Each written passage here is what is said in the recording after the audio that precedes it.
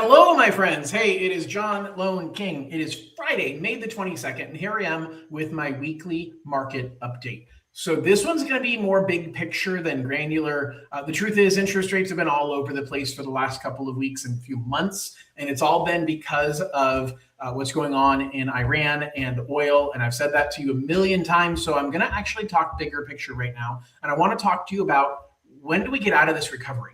Because we've got a lot of people who are saying, when we start recovering, maybe it's a better way to say it. We've got a lot of people who are saying, John, I want to wait because I think prices are going to drop more. And I want to show you some historical information so that you can really see what's going on, because we have had prices drop. Okay, prices have fallen and people are worried about, hey, are they going to keep going lower and lower and lower? And the truth is, I don't know, but I do know what it's going to take to make it better. And it's going to take interest rates coming down. And interest rates, the first thing it's going to take for interest rates to start coming down is for the blockade in the Strait of Hormuz and Iran to unblockade. Okay, once we have oil that is flowing, then it will start getting better. But that inflation is going to persist for a period of time. So we might be a year away before inflation starts coming back down. But in that timeline, we have to recognize that there's going to be a shift. Okay, so I got Brian saying, hey, Brian, I heard interest rates are going to go down. Well, Brian, where'd you hear that? I guess is the question. The Fed wants to lower interest rates. I'll pull up Brian's comment again. Brian, if you want to add more into what you're saying or where you heard that or what, the Fed wants to lower interest rates. That's actually a false statement. Okay, so somebody in Lakeland, Florida. So, no. Oh, this is, hi. I thought that was Brian telling me how he heard about it. So good afternoon, Kevin from Lakeland, Florida. Thanks for being here. Okay, so Brian said, I heard interest rates are going to be going down. The mortgage rates are not controlled by anyone. They're a market condition. They're traded. It's kind of like somebody saying, hey, I think the price of Tesla stock is going to go up. Maybe, but there's a lot of market conditions that can drive that. You might say, hey, I've heard that the price of eggs is going to go down.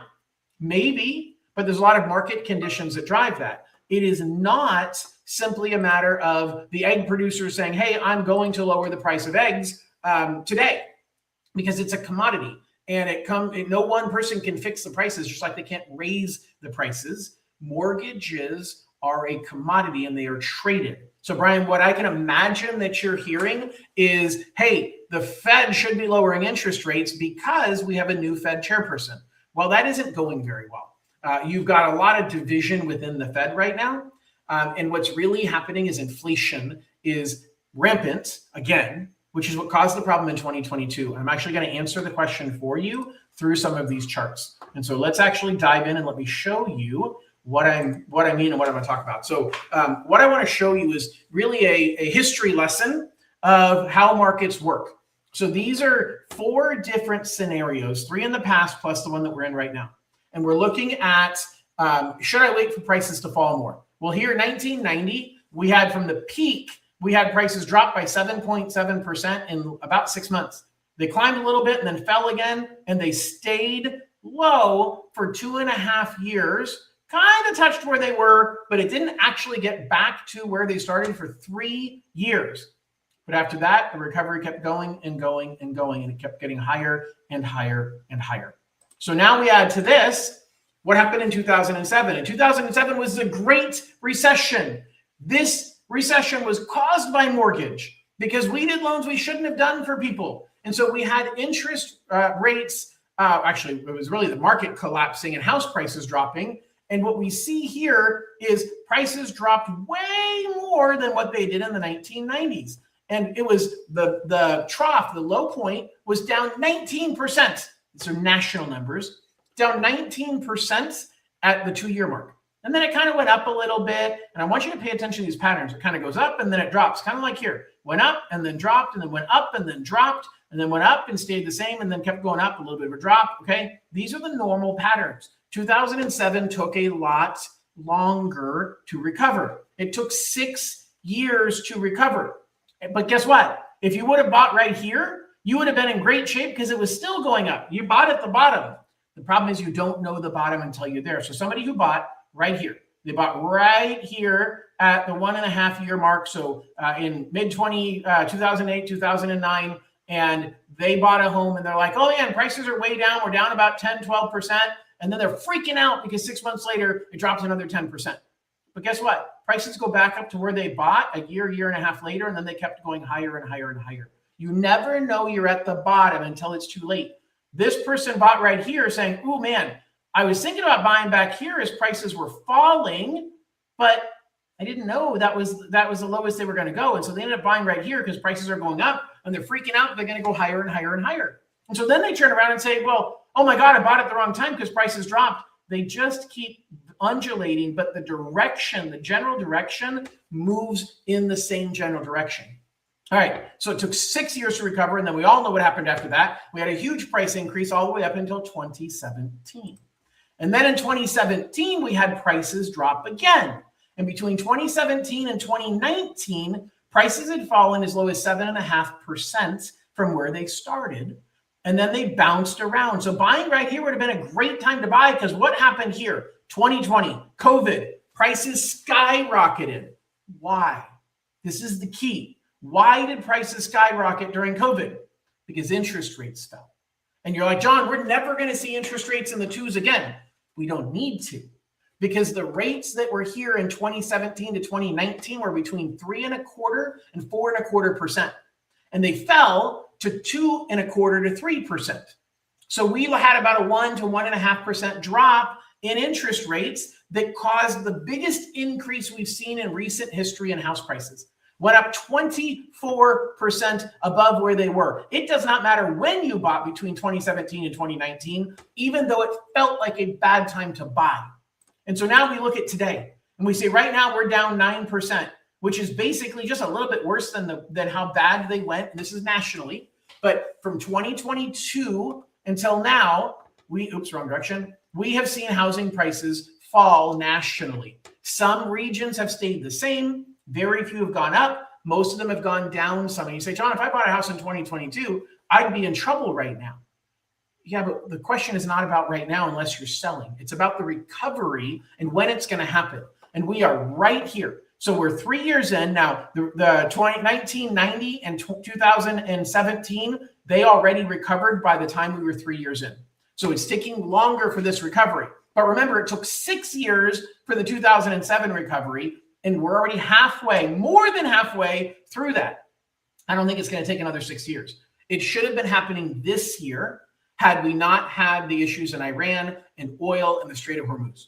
So why does that matter? It matters a whole lot because basically you're not going to know you hit the bottom until it's too late. And so the question is, do you keep saying, I'm going to wait for prices to fall more? We literally just had prices fall some over the last 6 months across the nation. And so you're saying, well, John, it's on a downward trend. Look at any of the rest of these downward trends. As they fall a little bit, they end up going back up again. If we look back here and we're saying, hey, right here, houses fell. That was a horrible time to buy in 2019 because houses just fell. But when rates fall, which we don't know when they're going to fall, we're going to see housing prices skyrocket again. That's the key that I need you to understand, is that this is a cycle. We're 3 years into the cycle. The last 3 times we've had this cycle, 2 of them were resolved in less than 3 years. The one took 6 years. So history says we're getting close to the end. When is the end? So Brian, you are 100% correct. Trump wants to lower interest rates. So Brian said, I heard Trump wants to lower interest rates. He does. He can't control it. Trump wants Iran to roll over and play dead, but he can't control it. Trump wants the stock market to go up and everybody to make money in stock, but he can't control it. Trump wants everybody to have a job. And by the way, I'm not saying I'm pro or against Trump. I'm saying all presidents want things they can't control. Okay. The president is not in charge of interest rates. The president is not in charge of the stock market. The president is not in charge of the price of oil. Okay. There's the things the president can do to influence that. But sometimes the harder you try to influence something, the bigger the negative reaction is. And so we will see interest rates drop. It's when. And it's when the inflation issues are resolved. And they were feeling like January, February of this year, they were resolved. And then we ended up with the issue in Iran. And that took inflation from being in the 2.75% range. The Fed wants it to be at 2% inflation per year. We got it all the way down to 2.75. Now it's at like 3.75. So inflation is rearing its ugly head again, and that is causing concern in the markets, and it's causing interest rates to go up. The question is, when you look at history, when would you have rather purchased a home? And the truth is, you would rather purchase a home. I'm going to show you guys a different chart, a bigger picture part of this. We're going to pull up the St. Louis Fed. Hold on. Median home price. Okay, so I'm going to get this chart up. I'm going to show you right here all of these parts together, because this is exactly where I got this data from. But let me show you all of the parts together as one big chart. So this chart is going to show us what housing prices have done. And what we're seeing right here, this is what happened in the 1990s. We hit the peak and they went down. But guess what? No matter when you bought in this area, prices have gone way up. Here we are at the peak in 2007. And it went way down. You're like, John, that was a horrible time to buy in 2008 or 2009. Not true. Because later, I don't know why my screen is stuck. But anyway, you can see later on over here that we had, there we go. So we had prices by 2015, 2016, prices are way up. So it doesn't matter if you bought here or way at the bottom. You never know the bottom until it's too late. So Brian has another comment.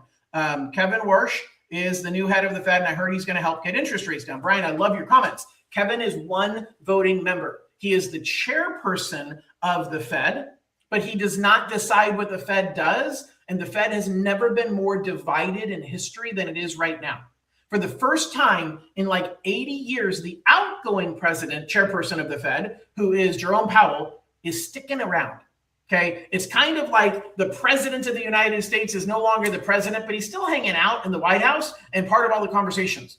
Kind of hard to get your agenda done when the old guy is still there and is allowed to vote on your decisions. Kevin Warsh is one voting member of the Fed. That's it. He cannot, he's the voice of the Fed, but he is not the decision maker. And so that's great that he was sworn in today, and Trump wants him to lower interest rates. Trump appointed him. But the rest of the Fed is kind of digging in their heels. And so that's the catch-22, is that the president doesn't determine interest rates. One voting member of the Federal Reserve does not determine interest rates. And even if the Fed lowered interest rates, that doesn't control mortgage rates.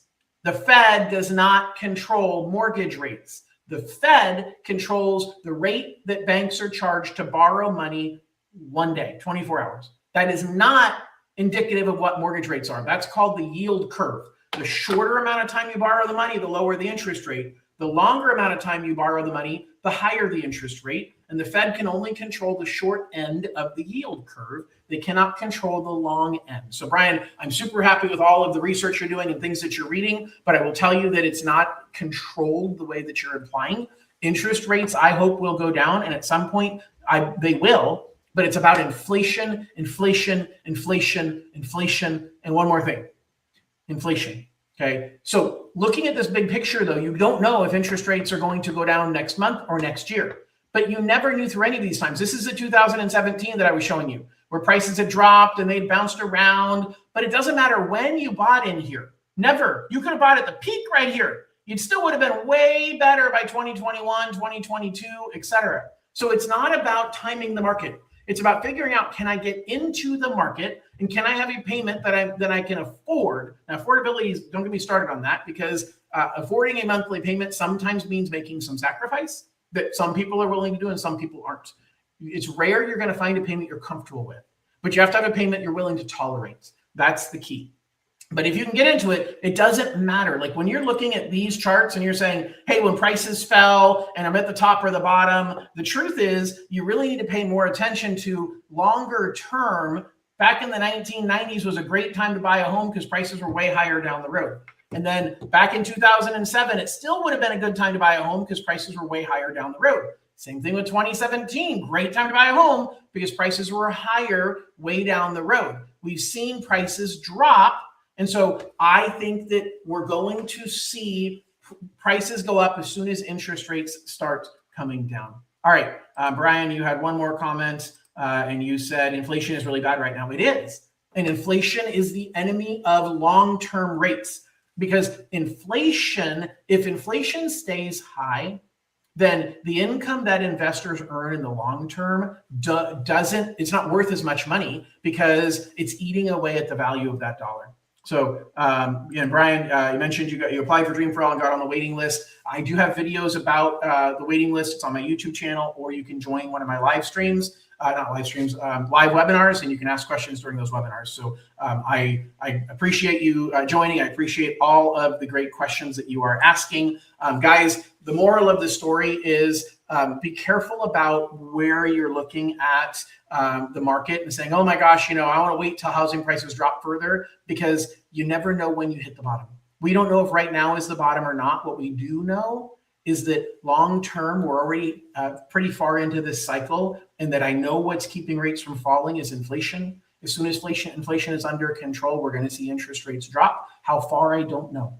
And then that leads to home prices going up, because there's a lot of buyers who are waiting to buy homes because they want lower interest rates, but it's not going to work that way for them, because lower rate on a higher price is still a higher payment. All right, gang, I really appreciate you listening. Hope you have an absolutely wonderful holiday weekend, and we'll talk to y'all soon. Bye-bye.